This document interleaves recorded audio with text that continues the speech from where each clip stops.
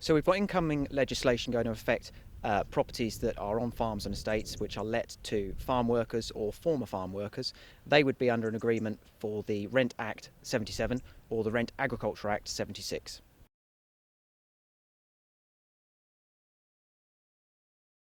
Changing legislation that's coming in as from April next year is minimum energy performance certificate requirements, where they have a minimum grade of E or above in order to be let, and there's also legislation with regards to septic tanks.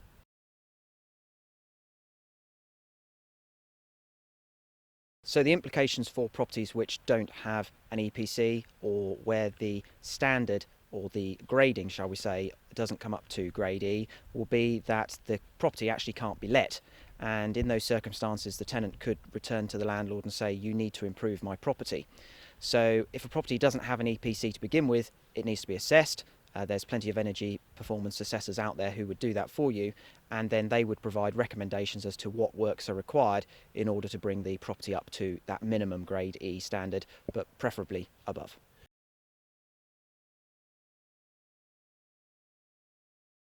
Other legislation coming in is relating to septic tanks. Now that comes in rather sooner, 1st of January next year, so 1st January 2020, and that will ban any current septic tank, so an old-fashioned septic tank that discharges into a watercourse. In those situations, the septic tank needs to be replaced with a modern Clargester, a sewage treatment plant, where it will treat the effluent and making sure that the water that's discharged is treated and clean.